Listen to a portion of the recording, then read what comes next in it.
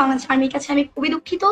এরকম ব্যবহার বা এরকম ব্যাপার আমার কোনোভাবেই করা উচিত হয়নি। কিন্তু যে মানুষগুলো কমেন্ট করছে 16 তারিখে যখন দেশে এরকম যুদ্ধ, যখন একটা মানুষের সামনে এসে কথা বলতে পারে না, যখন পুলিশের গুলি নিচে আমি একমাত্র কথা বলতেছিলাম এবং তখন আমাকে সবাই কুইন কুইন বলছিল, এখন তারাই আমাকে স্লাইড শেমিং করছে।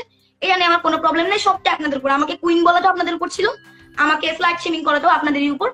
এটা যদি আপনাদের মনে হয় যে আপনাদের অ্যাঙ্গার, আপনাদের আমার উপরে ক্ষোভ মিটতেছে, আপনারা এটা করেন। আমি আমার কাছ থেকে ক্ষমা প্রার্থনা করছি, পসিবল হইলে আমাকে মাফ করবেন।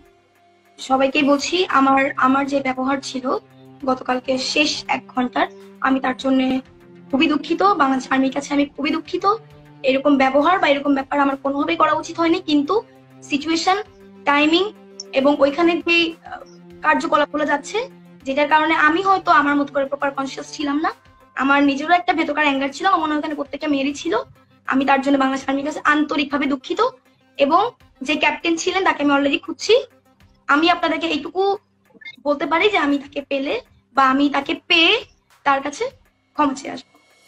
এবং আরেকটা ব্যাপার, আমি আবারও বলি কি, দেখেন আমি কাজ করছি, আমি কাজ করবো এবং আমার ইচ্ছা আছে কাজ করার। আমার কি পোশাক, আমার মনে হয় আপনারা যদি আমাকে দেখেন, আমার কি পোশাক, আমার কি লাইফস্টাইল, এটা না দেখে আপনারা প্লিজ আমার কাজগুলোকে একটু দেখবেন বা চেষ্টা করবেন আমার কাজগুলোকে নিয়ে আমাকে ক্রিটিসাইজ করার। কারণ এটা হলে এটা আমার জন্য ভালো।